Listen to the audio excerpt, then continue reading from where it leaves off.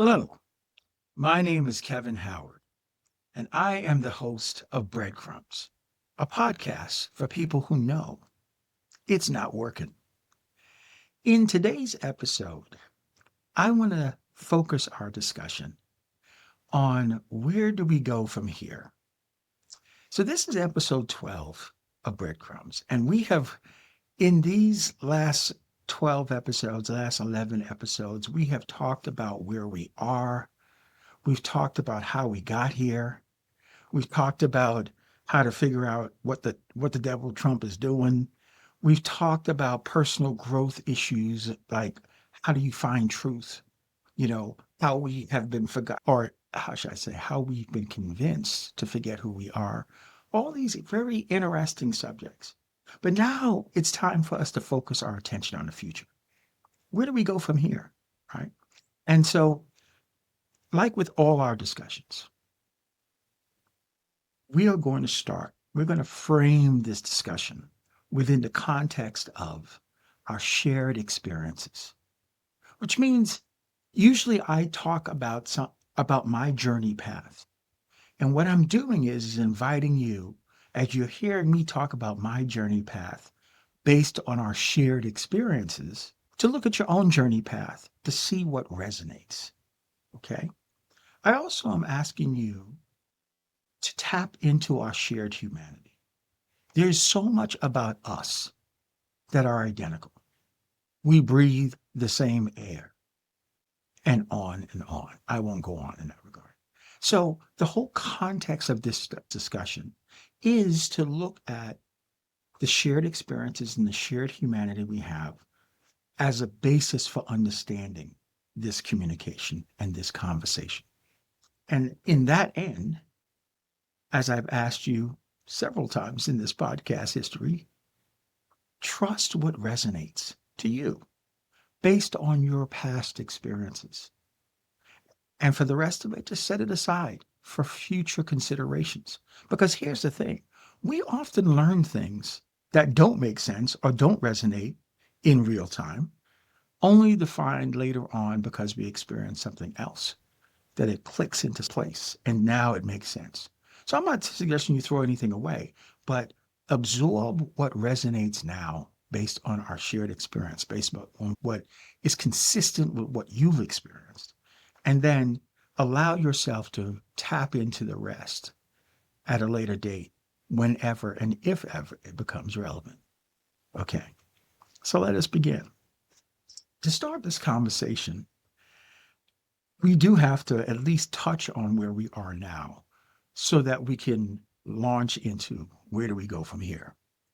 So to start this conversation, we need perspective because we all are living in a whirlwind of white noise, rapid change, uh, polarization, on and on and on.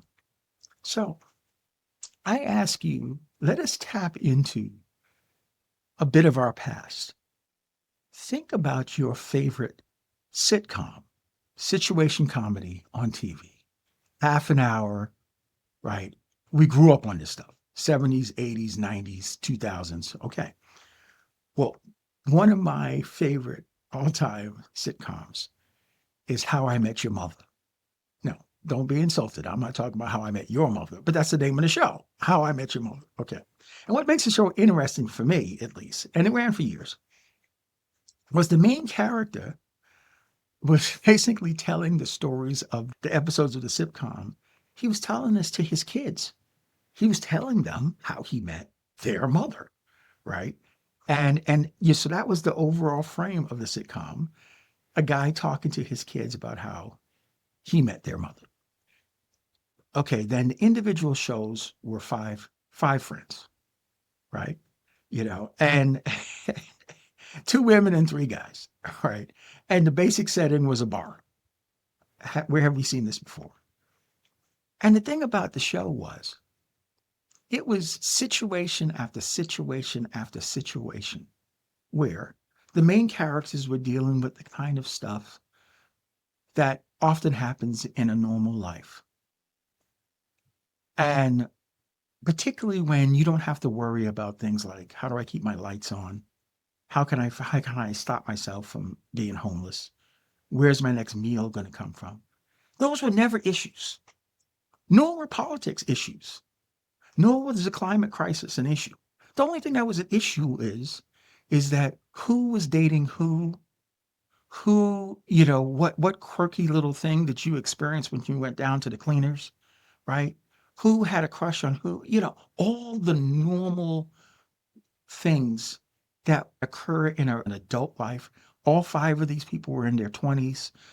Yes, they're all good looking people. Why can't we have average looking people? No, they were all good looking people. Fine. I guess that's a part of the aspiration, right? Is to present the good looking people. But they were all good looking people having fun. And they reminded me and remind us of a time when that's all our lives were. In other words, there was not an issue of us finding a job that could take care of ourselves and our family. There was not an issue that we lived in the greatest country on earth, in terms of the privileges that we enjoyed, right? The only thing that we used to concern ourselves with is, are we going to this restaurant or that restaurant? Did I get the promotion fast enough? Maybe I should write the great American novel. All those kind of things. There were no storm clouds in our sky not that long ago. Okay. The reason why I bring this up to you is, and want to start from that, and I want you to tap into your favorite show, whether it's Friends or whatever show it was, right? Take note the same pattern, because Hollywood is only mimicking where the culture is. And that's where the culture was for a good period of time, 90s, 2000s, or whatever, where for most of us, we never had to concern ourselves on a day to day. What's happening in Washington, D.C.? What's happening in the geopolitics? What's the Russians doing? No, that wasn't a part of our lives, right? What was a part of our lives were the kind of things that we euphemistically call first world problems, right? But those times have changed because that's not where we are now. Where we are now is life has become stranger than fiction. I mean, how do you even begin the series of crazy events, right? From COVID, shutting down 80% of the economy, mass sheltering in place. Who would have thought, right? To issues like a live stream genocide that's ongoing right now, to issues like, is that we elected Donald Trump twice? Okay, right? To, I mean, it just goes on, right? So where we are right now, and I'm not going to go into the weeds of where we are right now. I just wanted you to get a contrast that it wasn't that long ago that we were those characters in our favorite sitcoms. That's what our regular life was like, where we didn't have to worry about these macroeconomic externalities, right? That seem to be smothering our lives right now. Okay. So what does that look like? Okay. We have experienced a trend line of wealth and income inequality, unlike anything in US history. I know those are big words. Well, the Rand Corporation did an analysis a few years back, and they said if you take the income distribution of the United States from 1946 to 1975, and you compare that and you use that same income distribution from 1976 to 2020, right? Same distribution that we used from 1946 to 1975. You would have to pay everyone in the bottom 90% of workers of households in the United States. Every worker in the bottom 90%, $600,000 in back pay. Yeah, $50 trillion of wealth and income has been transferred from the people who work in the bottom 90% of this country to the top 10%, primarily the top 1% and the top 0.1% and 0.001% and on. Because the smaller the percentage, the more the wealth has been concentrated there. Okay. That's the magnitude of the wealth and income inequality in America that we have experienced, which explains why things seem to be so much harder for so many of us. And what is the effect? We are also experiencing the worst housing affordability crisis in US history. Now, I know we hear all types of exaggerated, vitriolic statements.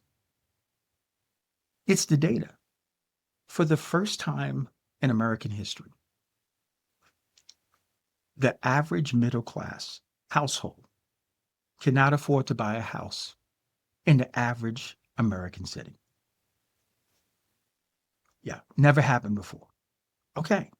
And those middle class home buyers who historically would have been able to buy a house would have been able to afford to buy that house coming out of COVID in January 2021, right?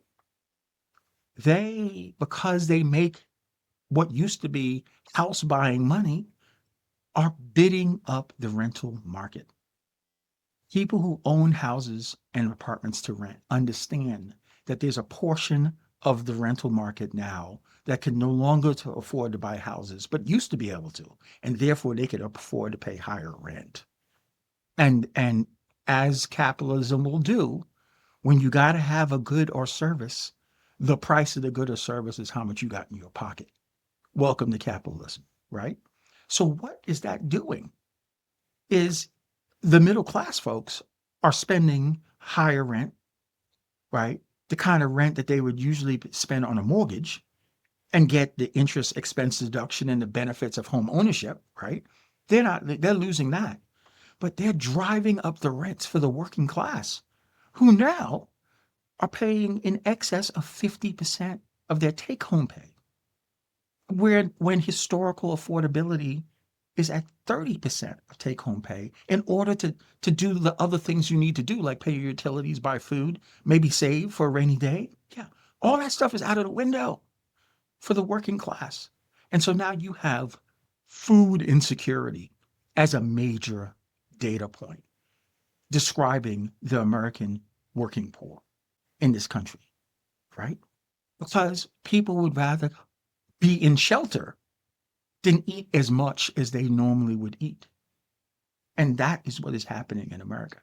So, housing affordability crisis, largely due to a trend, severe increase of wealth and income inequality in America to the tune of $600,000 worth of back pay for every working person in the bottom 90% of America. Okay. I didn't even get and don't need to get into the climate crisis, which you could go, there's an episode for Breadcrumbs on the climate crisis and why it's real. But we are seeing that start to affect our daily lives through a series of extreme weather events like forest fires, right? Like hurricanes, like tornadoes showing up where they don't normally show up, on and on and on. And that's only getting worse. On top of that nightmare, yeah, this is going to get better. That's why we're going to talk about where we're going, because this is where we are. We have geopolitics again. In How I Met Your Mother, they never worry about the Russians or the French actually, or even, they talk about Canada a little bit, but never Mexico. My point is geopolitics wasn't even in our lexicon for our day-to-day lives. But now we're at risk of going to war with Russia, China, Venezuela, whoever else. Do you want your kids to go to war over this nonsense? I know I don't want mine. Okay. So this is a series of things that have nothing to do with our daily, everyday lives, but they're smothering our ability to just have peace in our local communities. They are driving the vitriol and the tension when you and your neighbor are standing in line at the supermarket. Yeah. The culmination of all these things, external things that are smothering our local lives. Oh, I didn't even mention what is happening in the job market. Okay. So even if you had a good career, right? What's happening? Tens of thousands of people are losing their jobs, are getting laid off. Yeah. Now I know everyone wants to just jump on say that is that crazy person in the White House right now that's causing all these problems. And the data does support that. You know, since January, when President Trump raised his right hand, unemployment was 4% then, and it has gone up to 4.4%. Yeah, that's a big difference in national unemployment data. Tens of thousands of jobs, people have been laid off, right? In a context where they're not replacing the income. Think about the ramifications of that. But I just want you to know that ironically, in the last year of Joe Biden, he had a similar period where unemployment went from 3.7% to 4.2%. It went up zero point 0.5 percentage points. So they both, in the end of the Biden administration and in the start of the Trump administration, had this negative trend line when it came to unemployment, which the impact on our lives means that you could be doing a great job and get laid off. You could be doing everything right in your lane, in your local community. And because of nonsense outside, your business has to cut people and they cut you. And now you're having to figure out how do you navigate those waters? This is where we are. Okay. So what's happening? Why is all these things happening? Because it's there, it seems like everything is happening all at once. And I'm here to tip you off to something. And it's something that we've been conditioned to think is impossible. Capitalism has run its course. Yep, I said it. Don't mind Juno over there photobombing. That's my dog. I love her. Husky. Okay. Yes, I'll repeat it. Capitalism has run its course. You know, you look at your life experience and you tell me favorite car you had back in the day. I had a 1981 Dodge Colt. I was in law school. I won't explain, but I got into an accident with my brand new Toyota Corolla, right? Wasn't my fault. Okay. So it got totaled and I had to replace it. I was in law school. I wasn't making much money. Law school, right? Okay. So I bought literally for $100 this 1981 Dodge Colt. Whatever. It was like powder blue. It was rusted. I mean, this is in New England. So it had rust spots on the bottom that was rusted through. I mean, it was a little 3-speed standard transmission. Oh, I love that car. I love that car. It was great. It was one of those cars that if the engine went frozen overnight, you turn the key and yeah. And that you could just roll it, start rolling it and pop the clutch and off you go. Oh yeah, it was that car. I love that car. Look, I must have put going through law school. I must have put about 60,000 miles on that car because I was in law school. I was a kid. I was a young adult. I was still getting up and down, even with my Dodge Colt. Okay. My point being is it came to a point where as much as I loved that car, it had run its course. I mean, you get to a point, you go through that process where now the problems in the car is you need a new transmission. So you got a buddy and you go down to some junkyard and you pull a good transmission off some Dodge Colt that got destroyed doing something else. replace your transmission. Okay, that gets you another 10,000 miles, and now it's the engine. Okay, you see what I'm saying? It gets to a point where it's like, no, look, it's dead, it's gone. Okay, that's what's happening to capitalism. So why would I say this? Well, I give you a reference point. In the 50s, in the 50s, Vice President Richard Nixon got into something called called the kitchen debate. Khrushchev. Right. And the debate really was about the benefits of communism versus capitalism.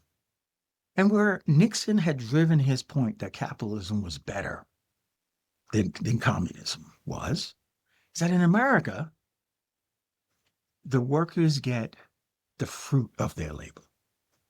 And as a result, they have greater incentive to be productive. Okay. Fast forward to today. How's capitalism working? Because I can tell you this much. There's not a person listening to this podcast who can tell me that capitalism is working for most of us. And it's not unique to America. Go across to our European partners. Go up to Canada. Go to Mexico. I'm just serious. You will see a similar trend. Capitalism is no longer working for most of the middle class, for the working poor, for the working class. No. And it's not because they're not productive. It's not because they're not more productive than they were back when the Rand Corporation said, right, the income distribution was much better. Now, the way capitalism works is most of the benefit goes to the top 1%, leaving most people struggling and progressively struggling. Okay. So this is an indication that capitalism, the motivating factor that made capitalism successful, is that the average person got the benefit of their own labor.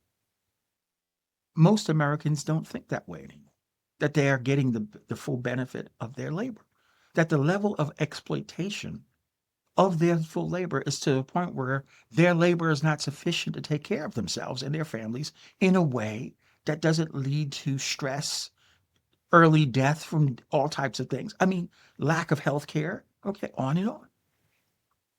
But there's another technical reason why capitalism has run its course. When we invented capitalism and we innovated it, humans innovated it in the 1700s, right? The human footprint on the earth in terms of how much natural resource we were drawing from the earth to do what we were doing was small. And then we innovated capitalism, another exploitative economics, but it was an improvement on, mercantilism and other previous versions, which did not really invite the average person to be able to build up and cross socioeconomic lines from poverty to wealth. But capitalism offered that possibility.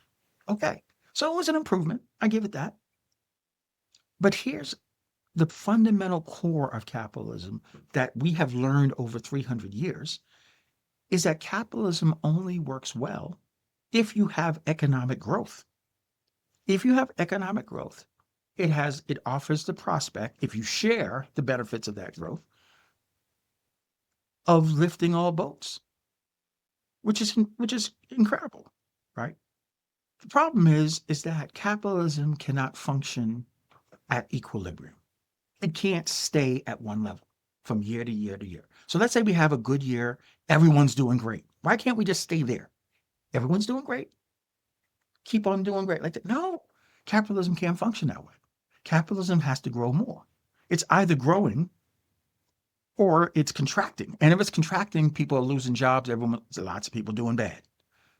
We have depressions and recessions to prove what it looks like when capitalism is contracting, right? So the only time you have a prospect of prosperity for the broadest number of people is when capitalism is growing.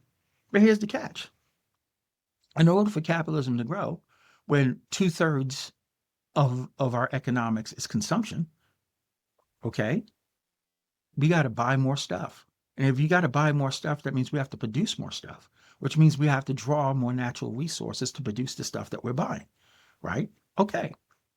And we have been buying up stuff. Well, we have gone from a small footprint in the 1700s, where the earth was producing way more than we were using, to a situation where we are exceeding the carrying capacity of the planet. So let me disabuse one myth. It is not because we have too many people, 8.3 billion people. It is not because we have too many people. And the solution is not reducing the number of people we have. But we're going to get to where do we go from here? We're going to get to some solutions in that regard. But I just wanted to say that right now. Okay. But the fact is right now, notwithstanding the extreme wealth and income inequality, notwithstanding that most people listening to this podcast don't have enough. Okay. And it's not because they're being greedy, right? Okay. We are consuming globally far more than the earth can produce in a year. There is something called, we track this data, something called Earth Overshoot Day. Earth Overshoot Day is the day of the year that we consume a year's worth of natural resource. Okay? And so for 2024, the Earth Overshoot Day was August 1st. What that means is for the 5 months, August, September, October, November, December, for the 5 months after August 1st, we're drawing down the available natural resource for future generations. Yes, we are robbing our children and our children's children. And guess what? Some of these essential resources are at risk of running out. Yes. Check out Nate Hagen's The Great Simplification, The Carbon Pulse, and he will explain how fossil fuels are also running their course. Right. That's another subject. My point is that capitalism as an economic system requires economic growth for it to work. But the problem is the earth is a finite resource planet. Now, I think that everyone listening to this podcast would agree that the earth is only so big and only produces so much natural resource per year. So therefore, there's it's a limit to it. And we're exceeding that limit.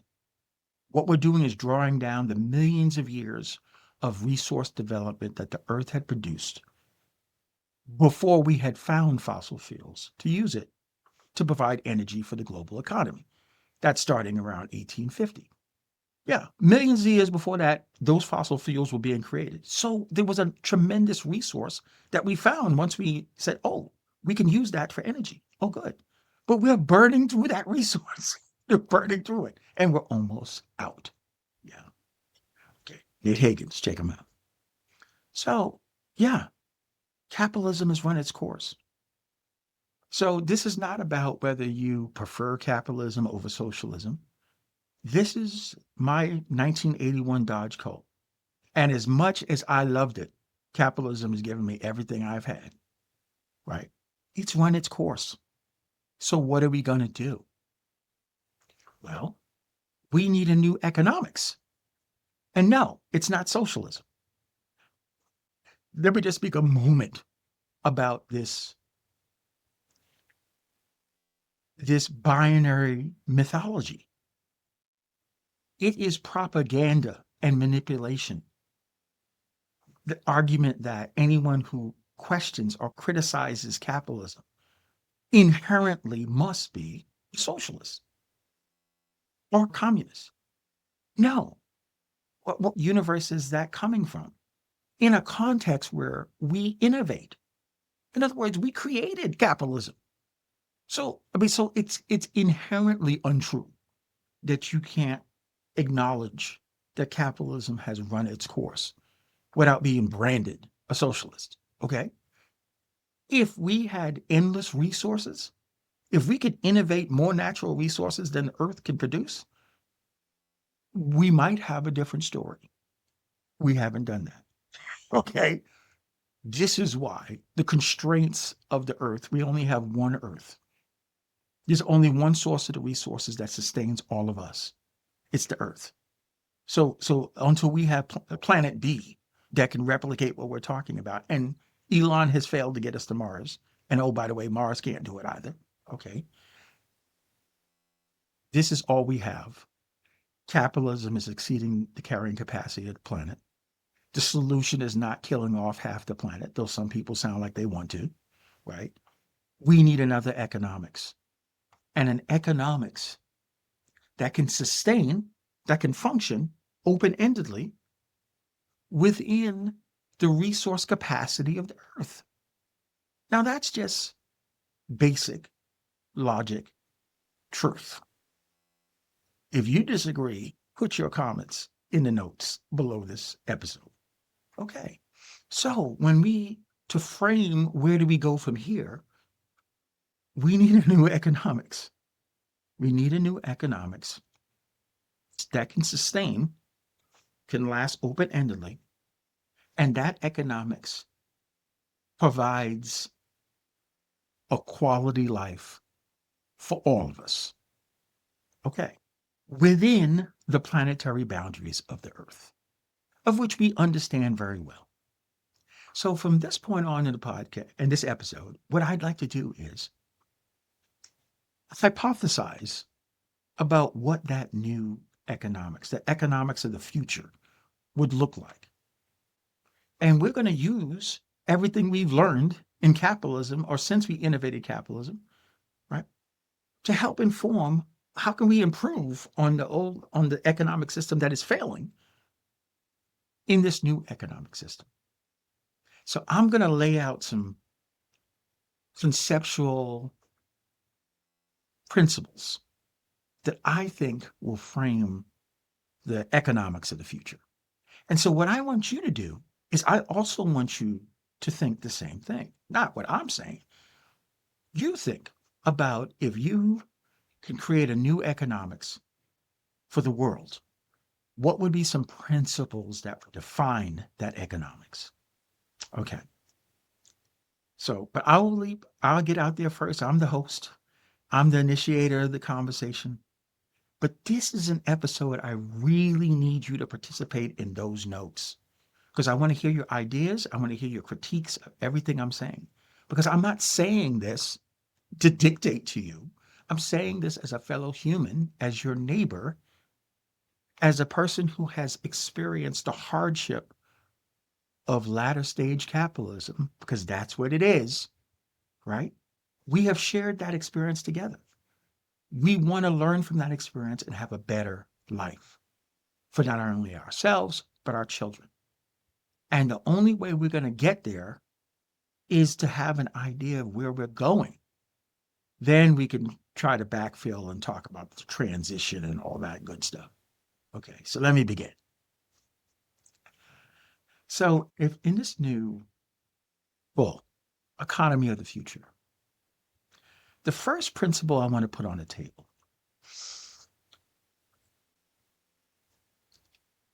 all humans have an equal claim on the resources that sustain all of us. Let that float around a little bit. All humans have an equal claim on the resources that sustain all of us. This, in my view, is the foundational principle of this economics of the future. Now, the immediate resistance to that statement is probably in the word equal, because you're looking at me and I'm looking at you, and we both recognize that your needs are not my needs. In other words, we have certain basic needs, air and water and food, but when you round out our lives, we're different people, have different preferences, and therefore the kind of resource I might need to serve my purposes is going to be different than the kind of resources you need to serve your purposes. And Kevin is talking about equal. What the hell is all that about? Because what would make Kevin happy is not going to make me happy, and vice versa. And you're absolutely right. I don't mean equal in that way. What I am saying here is, if we recognize that the resources that we all rely on is here on earth. We all have an equal claim to those resources. That there's no way in our economy of the future for someone to earn greater access to the resources that all of us need to survive at our expense. Because this is one thing that we experiencing in latter day capitalism. How is it possible, the wealthiest country on earth, that so many of us are resource deprived? What I'm saying is that the ethics associated with a person being able to earn more than they can use because they're just smart, because they're so productive, right? They need to be a trillionaire while people can't even eat. No, no, no. That is a horrible ethics. That is a dehumanizing ethics. No human is more human than any other human. And therefore, since we all require these resources to live, every one of us has an equal claim on them. It doesn't mean we're going to use resources equally because we have different desires, different preferences, and those preferences and desires require different resources. Just like your children, right? When you're feeding them, you're not feeding them the exact same number of peas, right? Okay, same thing here. So, first principle of Kevin's suggested economics of the future is all humans have an equal claim on the resources that sustain all of us. Okay. Put your comments and criticisms in the notes. Okay. All humans possess boundless potential if they have access to sufficient resources. Okay. So let us consider someone we consider very productive. I'll just say Elon Musk. Not a fan for lots of reasons, but we could say that this is a person who is tremendously innovative and, in that respect, very productive. Okay. Now, what allows Elon Musk to be very productive? Okay. Because he's just a human like you and I are just humans, right? But his particular life journey allowed him to access the education and the resources in order to reach his full potential. Now, if the same baby that was Elon Musk just happened, same genetics, but we just put him in the lowest caste of life in India, or we put him as the baby of a single mother in Appalachia, right? We would have never heard of Elon Musk. Okay? The, what I'm trying to demonstrate here is that each human, if put in the right circumstance, if having adequate access to resources to where they could explore their skills, to where they can be healthy and live enriched lives, and then have the access to resource to deploy those talents to their fullest. It's unbelievable what humans can do. The greatest loss to human development is the fact that most humans during that time, including today, had inadequate access to resources in order to reach their full potential, in order to contribute to the extent that they could, right? So the second principle of Kevin's economics of the future is that it's an acknowledgement that all humans possess boundless potential if they have sufficient resources, right? And so therefore, slides right into the third one.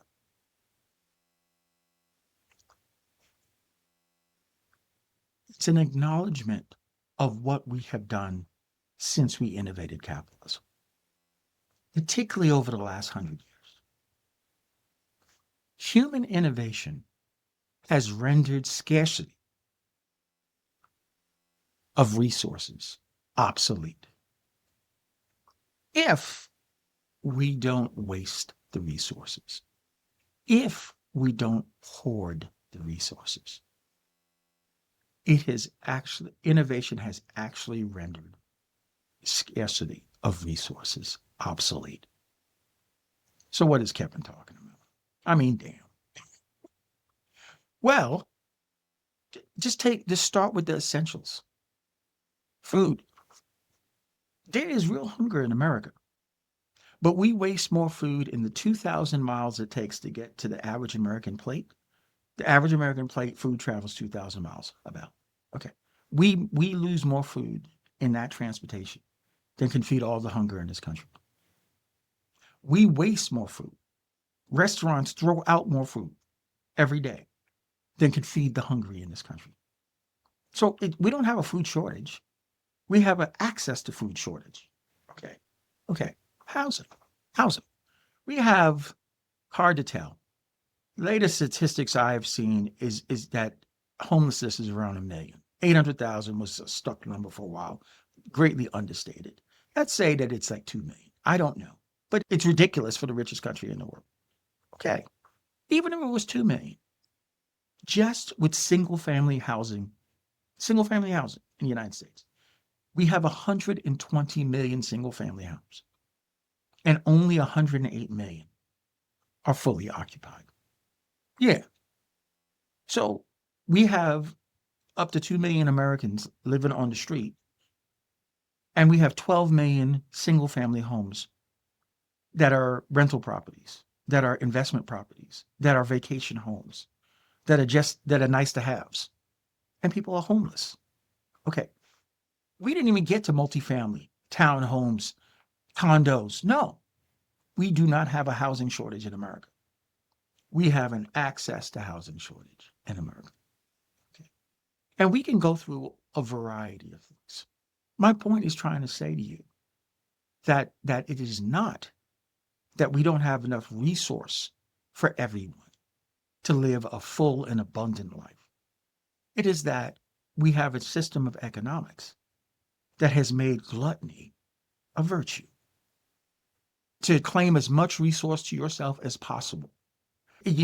I could build a 12,000 square foot house. Oh, well, yeah, you think that's good. My 20,000 square foot house. Oh, yeah, I want to be, you think Jay Leno is so cool with his 200 cars? I got 300 cars. Right. Okay. That is what we have encouraged. You want to know why we're wasting resources? That's why we're wasting resources. Okay. Right. Okay. So human innovation has rendered scarcity of resources obsolete. If we stop hoarding the resources and we stop wasting the resources. Okay. If you think it's not obsolete, put it in the notes. Let's have that conversation. So, given the fact that our innovation, human innovation, has rendered scarcity of resources obsolete, given the fact that human potential is boundless if we have adequate access to resource, how many Elon Musks are pushing a cart right now somewhere? That's all they're going to do because they don't have access to resources. Okay. If we agree with that, if we agree that all humans have an equal claim to the resources that sustain all of us, then we get to my fourth principle. All humans in this economy of the future are guaranteed access to the resources they can use to reach and maintain their full potential. Think about that. Yes, all humans are guaranteed the resources they can use to reach and maintain their full potential. Okay. Now, I know there's going to be a lot of criticisms in that. But some of you are going to argue that, oh my God, if you guarantee people access to resources, they're just going to not do anything. I mean, this is the problem of the religion of capitalism, is that just because greed is a good incentive does not mean it's the only human incentive. Does not mean that human nature is only greedy. Yes, we're capable of being greedy, but we're also capable of being extremely generous. We're also capable of doing like Dr. Jonas Salk when he invented the polio vaccine. They asked Dr. Salk, why didn't you patent the polio vaccine? You would be wealthy. He said it would be like patenting the sunshine. Yeah, that's a human.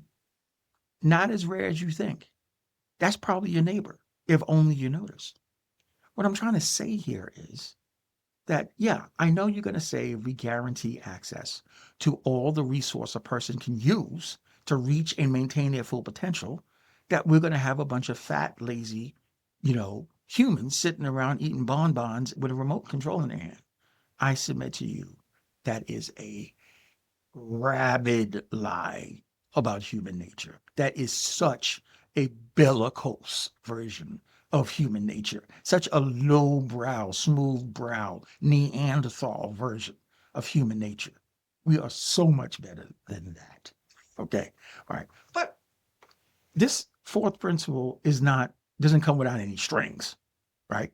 But it's clear so that everyone understands, like a bumper sticker. All humans are guaranteed access to the resources they can use to reach and maintain their full potential. Now, the key part of that sentence for me is the resource they can use. Okay? You can't hoard it. You can't waste it. You have to use it, right? But if you can use it, yes, by all means, because you're using it is going to produce something. Okay? So the next principle is, and I'm reading off this chart right here. If access to resources is limited to all the resources we can use to our highest potential, and this is going to be a big one, money is not necessary to control access to resources. Yeah, the economy of the future will not have money, will not need money. Why? Because money as a medium of exchange is the claim on resources. And as long as you have money, you can claim resources. And if you don't have money in the modern economy, you can't claim resources. And so this is why we have a situation where you have people starving to death in America, the richest country on earth, because they have no money. And therefore they can't claim resources as we throw the food away in the dumpsters. Insane. Absolutely insane. So if access to resources is limited to all the resources we can use to live our lives to full potential, then we no longer need money as the means of controlling our access to resource. We can use other technologies, like a retina scan. Right? We do need to track how much resource individuals are using, not to get into their business, but to understand if people are hoarding, if people are wasting resource. Okay? That's why. Right? Not trying to create the secret police. Right? But we do have to have some inventory control. Okay. If money is not going to be the inventory control. Right. So put a big bow on that one. Because if we don't have money in that economy, if everyone is guaranteed access to resource, yes, I've just eliminated banking. I've just eliminated investments. I just eliminated Wall Street. Yeah, we don't need any of that. We really don't. And I say this as a 30-year banker. We don't need any of that. Those things have caused much of the problems that we've experienced in capitalism. Maybe capitalism wouldn't have run its course so fast if if financialization had not occurred over the last 50 years. But that's another story. For our new economy of the future, we don't need them. We don't need money, right? Because every human has an equal claim to the resources they can use that supports all of us. Every human has boundless potential if they have access to resource. Our human innovation, notwithstanding financial incentives, have eliminated scarcity of resources if we don't hoard it or we don't waste it. And therefore, we can guarantee access to every human to all the resources they can use to reach and maintain their full potential. Therefore, we do not use or need money to control our access to resource. Not at all. Money is now obsolete, and so is speculation. Ain't that grand? Okay. Load up them comments because I want to have that conversation. We don't need money once and for all. Okay. By guaranteeing access to the resources needed to reach and maintain our full potential, each of us is free to be educated in the area of our greatest interest. We are then empowered to build careers providing the services that give us the most satisfaction. Now, we really need to steep in on this because guess where we are right now? We are in a context, even when the going was good, even 50 years ago, whatever, right? Where most people live their entire lives spending their working hours doing a job that they would never have done but for the need for money. Now, we're talking about an economy that is saying to you, because you have access to resource now, that when you go through your education, we're not going to limit your access to education. Knowledge can be shared by everyone. There's no scarcity of knowledge. Once you know something, everyone can know it. Okay? That's capitalism. Okay? In our economy of the future, you can get a foundational education, the best foundational education, based on the accumulation of human knowledge, right?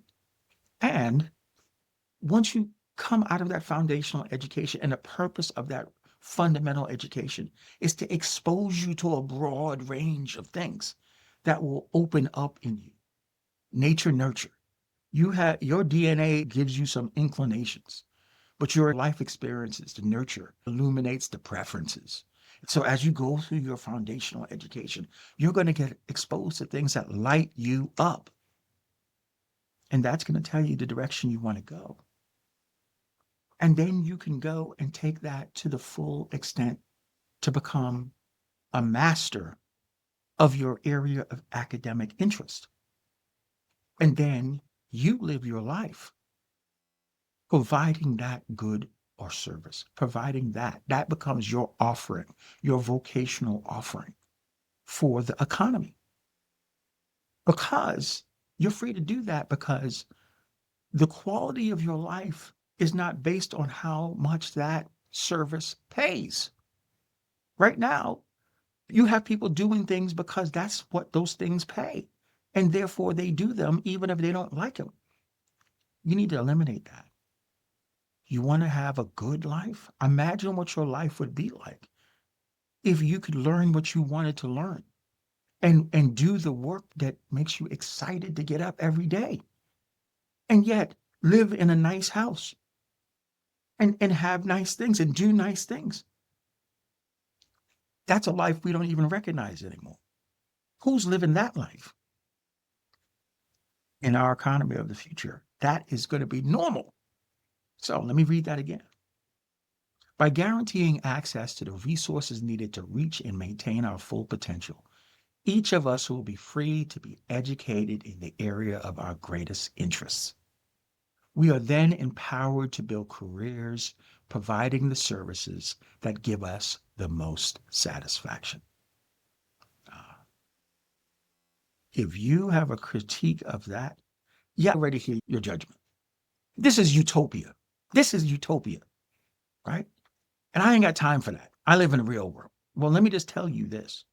This real world, as much as it sucks right now, is utopia to someone who lived in the 1700s, is utopia to someone who lived in the 1950s, right? I'm telling you, the tragedy is it's definitely not utopia to someone who lived in the 1980s. Utopia is merely the next stage of social evolution, okay? So don't give me that BS about this is too idealistic. The economic system that we have has run its course for the reasons I've discussed. If you think that's not true, put it in the comments.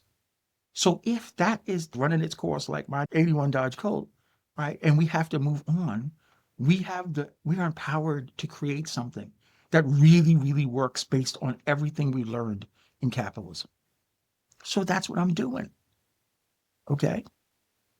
So we have in our new economic system, we will be able to select our education based on our preferences and take that education as far as we need it to go to provide the vocational service that speaks most to us, that gives us the most satisfaction, and then spend our lives doing that. Okay. So in this system where we're guaranteed the resources we can use to reach our full potential, our buy-in is the contribution of our services once we've completed our education. You complete your education, whether it's vocational or academic or whatever, and then you start doing your service. That could be a practice, that could be, a job, that could be a business. Whatever your service is, that is your contribution to society. And everyone must have a contribution to society, whatever that is.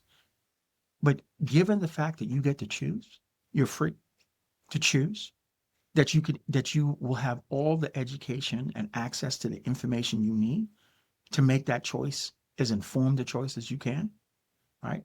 The fact that whether you eat or not, whether you have shelter or not, whether you have health care or not, is not based on doing this profession versus that profession, then it won't be a difficult choice for you. It won't be a hurdle for you to go through your academic experience, go through your vocation, to find a thing that lights you up inside, and then to turn around and contribute that. Okay. Could you imagine the quality of the services people would be contributing if what everyone was doing was their passion? Now, there's a lot of shit jobs out there. There's there's a lot of difficult jobs out there. Okay. This is the application of artificial intelligence and automation. We should maximize the use of artificial intelligence and automation to do all the mundane jobs, all the shit jobs, all that. Yeah, just use them to do that. Repetitious jobs, mindless jobs. Why are humans doing that?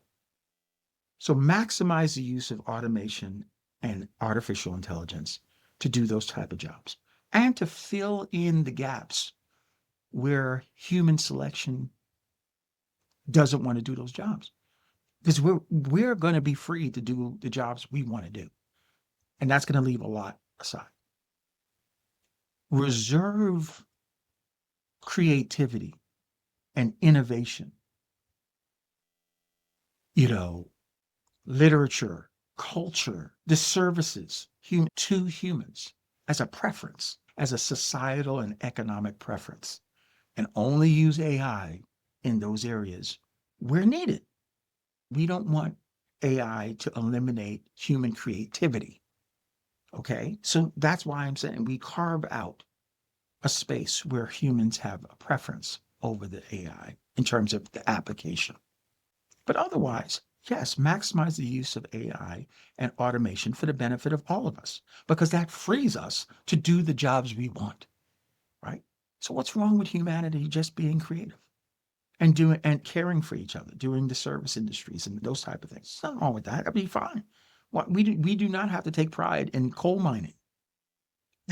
But if you want to be a coal miner, by all means, right? You are still free to do that. Okay. So the next thing, utilization is the new currency. So I say we don't need money. We don't need money to control our access to resource because we all have a claim on the resource and we're all guaranteed as much resources as we can use. But what limits our access to resource is the resource we can actually use, right? And so we're not talking about, and it's not necessary to consider, oh, that means you expect me to live like I'm in the 1800s. You would be surprised how much resource we have within the planetary boundaries of the earth for all 8.3 billion people if we stop wasting the resource, if we stop hoarding the resource. And so we're going to talk about that too. Okay. So utilization is the new currency. And we can use technology like retina scans and fingerprints and stuff like that to track the use of our resource, how we're using resource. And based on our family units and things like that, right? We will develop all types of standard deviation models that provide well within the resource capacity of the planet, plenty of cushion for people to function without ever knowing those limits, unless something unusual is happening. And when those limits are reached based on algorithmic analysis and stuff like that, you can still use the resource. It's just that will require more specific discretionary authority. In other words, I need an extraordinary amount of resource, but this is what I'm doing with it. That kind of assessment. And if that is a valid use, absolutely go for it. Because again, this is not trying to minimize your freedom. This is trying to manage the resource we have access to within the planetary boundaries. That's what that is. Otherwise, we wouldn't even do that limit. Okay. So we then move to, we need all these ideas of what we're doing with resource suggest that we need to shift our relationship with resources. Under capitalism, we have an ownership relationship with resources. And so what's the problem with that? We all like to own our own shit, right? I get it. I get it. Me too. Right. But here's the thing. The car that I own that's in my garage sits in my garage, and 98% of the time it's sitting there doing nothing. So for its shelf life, and that car will be around for what, 10 years? Between me as the owner and then I trade it in for something else and then some other person buys it.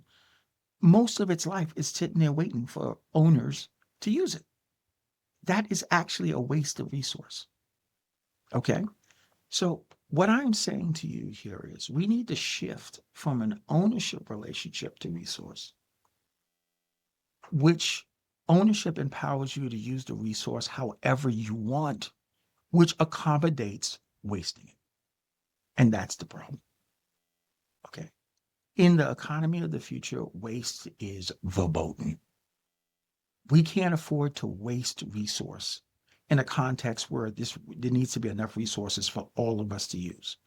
And as much resources as are available for all of us to use within the planetary boundaries is going to determine the quality of life each of us can live. And so therefore, it's inherent on all of us not to waste resource, not to hoard resource, so that all of us can have the most abundant life possible within the planetary boundaries of the earth. Okay, so we need to shift our relationship with resources from ownership, which allows us to waste the resource if we choose to waste the resource, which allows us to deny access to anyone else to use the resource, even when we're not using the resource, right? That's what ownership does. To stewardship, which says part of our guaranteed access to the resources we can use is that we're using it. And that when we're not using a resource, we're not demanding that no one else can use it either. So yeah, we need to go from ownership to stewardship. We all have a claim on the resources that support all of this. That's where our ownership is. the fact that we can't be denied access to resource, right? But how we use the resource is with the commitment to be efficient with that resource, to take care of the resource, to preserve the resource as much as we can so that it will exist at the best quality it can for anyone else to use it and for future generations. That's stewardship. It used to be a virtue in America. In the economy of the future, it's going to be a thing. We're going to shift our relationship with resources from ownership to stewardship.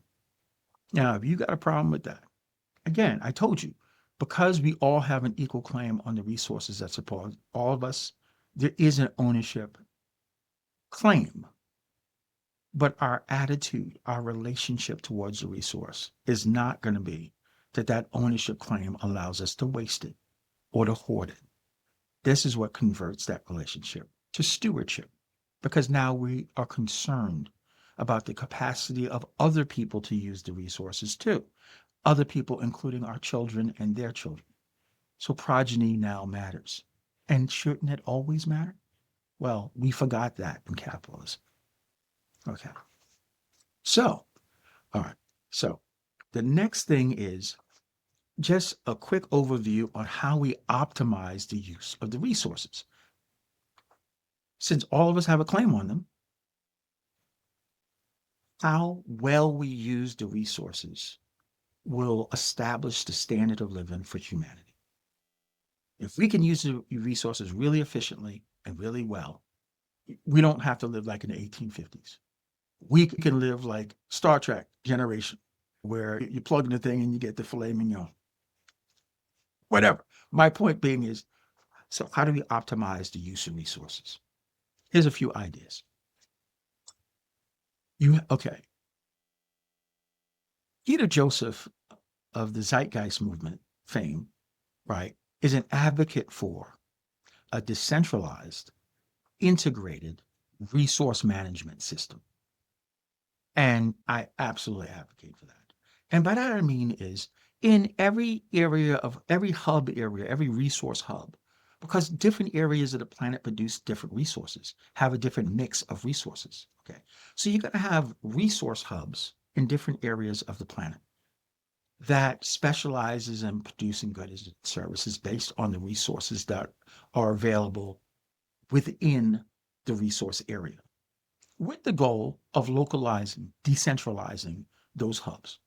Right? You don't want one global resource hub no. You got a bunch of decentralized but integrated resource hubs.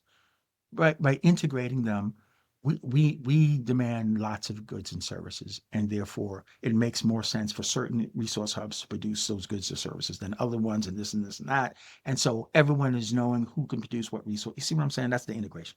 So decentralized, integrated resource management system, because we have to track whether we're within the planetary boundaries, and we have to manage the production of improved resources, right? That they're meeting the needs of humanity. Okay. We need open source innovation. Yeah. Yeah. Open source innovation. The best and the brightest. Now that all of us have access to the best education we can, and all of us are working in the vocation of our preference, we're going to unpack innovation like nobody's business. Never happened in human history. It's about to happen in the economy of the future, right? So we don't need to hide the best and brightest ideas. We want to take the best innovations and integrate them into the decentralized integrated resource management system. Okay. We are going to eliminate product quality differentiation. Okay. Do you know how much resource is wasted? Because under the capitalist system right now, the latest technology can produce a certain level of quality. And that certain level of quality, that highest quality that we can produce based on our latest innovation, we reserve that to the wealthiest people. You and I don't get to buy that. We get to buy some degraded version. And in fact, everything that we own, everything that we use is not the best that humanity can do.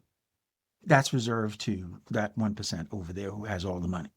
For us, we get degraded, intentionally downgraded quality, intended to not be repaired, to not be used for a long time, to require us to buy it again and again and again, because that drives the economic growth. How awful is that? Okay, we are going to eliminate that completely. The reason why you have quality differentiation is in order to make people money, but we eliminated the money. So when we produce a house, it's going to be to the best technology we can produce.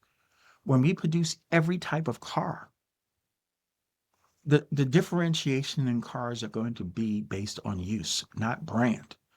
We don't need 30 brands of car. What we need is a great car for the number of people you want to drive, whether it's a sports car, it's a city car, it's going to be on road, it's going to be off road, all the basic uses of a car. We have all those categories covered. And we're going to apply the best technology to it. Every car would be the best that we can do. So no quality differentiation. Everything designed to last as long as it can. Everything designed to be easily repairable. Everything designed to be easily upgradable. Oh, isn't that simple? We will use circular resource design. So we're going to minimize the amount of natural resource we pull out of the earth so that we can be within those planetary boundaries.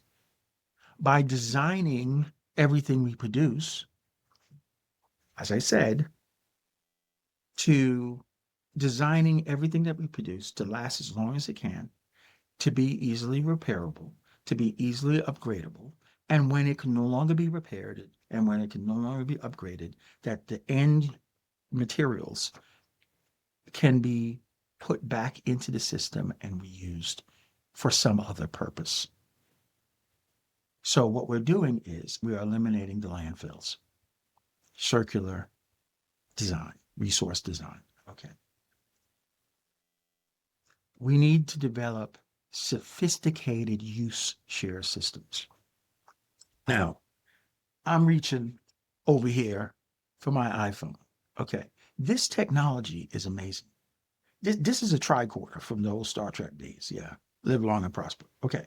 But forgive me, I digress. But, but okay, with these phones and greater technologies coming, we're going to be able to say, instead of having all this resource waiting around for us to use, we're just going to be able to order the resource when we need it.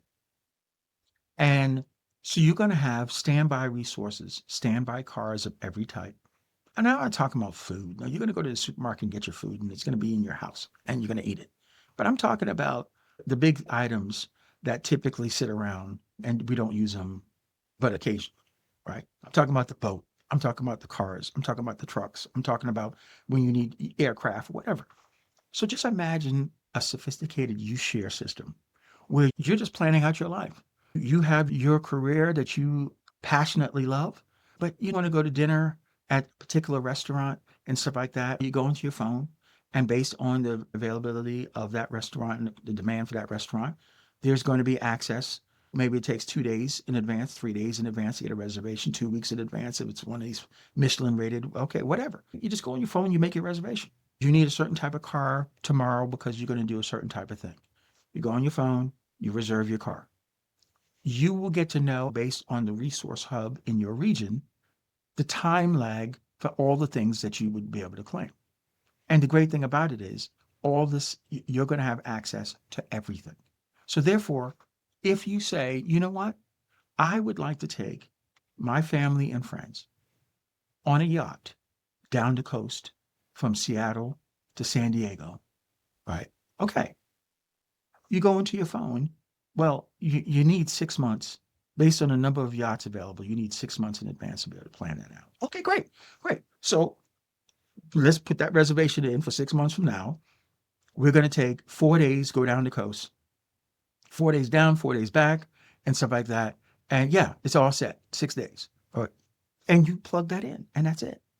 I I've never been to Tokyo and I want to go to a 3-star Michelin restaurant in Tokyo. Well, okay, that's going to take 9 months, between the airfare and stuff like that, reservations for the airfare and all that stuff, and that restaurant and whatever, and the hotel that's going to be associated, which of course is going to be all that. Yeah, we need 9 months in advance to have all that coordinated for you. Boom. Yeah, all of us would be able to do this. I want to do Mount Everest. Okay. That takes so much training and stuff like that. You have to have a guide, you have to have the whatever go up and this and that. That's going to take 15 months in advance for us to be able to coordinate that. Okay. Boom. Done. You know what I'm saying? We can have a sophisticated use share system that makes sure that we have the resources to use when we want to use them. And because we have access to everything we can use. See what I'm saying? It brings all of us into the loop of living the lifestyle of the rich and famous, you know, but within reasonable boundaries. In other words, because it's all of us, we can't start off in Paris today and wind up in Munich tomorrow and then wind up in Lisbon the next day. That's what gluttony does. But we could live incredibly fabulous lives. Because remember, we're going to be doing the vocations of our greatest passion. So we're going to want to spend time doing that. And when we take our month off, yeah, that's going to be our world cruise. That's going to be, something fabulous and exotic. Why? Because we work every day and we deserve that, right? There we go. That is what us developing a sophisticated use share system can do with a decentralized, integrated resource management system that provides all the stuff. And then there's exchanges throughout all the hubs to make sure everyone has access to everything. Good, good. Okay. So this is a picture, an overview of the basic principles of Kevin Howard's recommended economy of the future. It is based on the lived experiences that we have gone through in late stage capitalism. We've already covered in this at very snippets where we are, though you can go to episode 1, episode 3, and other episodes of Breadcrumbs where I go deep into how we got here and where we are and stuff like that. We didn't cover that today. Just enough to know that unlike our favorite sitcoms, our lives are no longer first world problems about who's dating who and who got the bad drink or whatever that we used to enjoy in our sitcoms. That's not our life anymore. Our lives now are smothered by the fact that capitalism has run its course and the fact that it's not functioning for most of us the way it used to is proof positive of that reality. But what is the overall context of why we are shifting from latter stage capitalism to something else? Well, this is about the stages of human social evolution. And so the last two major stages of human social evolution were the Dark Ages, which occurred in Western civilization after the fall of the Roman Empire through the 1500s or so, maybe 800 to 1500. And what that period was marked by was the elevation of kings, queens, dictators, and the church. In the Dark Ages, everything was about society, and the individual was almost non-existent. If you were born into whatever you were born into, and your ability to do anything about that was extremely limited. And if you just happened to be born at the top, then you had that privilege. And if you happened to be born somewhere below that, then that's where you were. And so the Dark Ages, at the highest conceptual level, this is the primary interest society out was overemphasized compared to the self. But then you had the age of reason. This is where science, mathematics, the elevation of philosophy, a new approach to religion. In the case of religion, the clergy dominated what the Bible meant, right? The clergy and the kings dominated, and the Pope dominated what religion was about. And it wasn't for the faithful to do anything but listen and obey. In the age of reason, we started reading the scripture.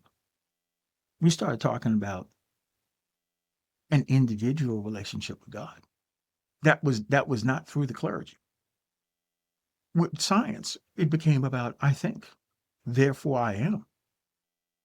And the thing about the age of reason is the balance shifted from the priority being on society to the priority being on the self. Look where we are today.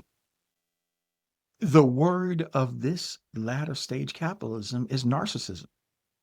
You can't get more egocentric than what we glorify in the world today.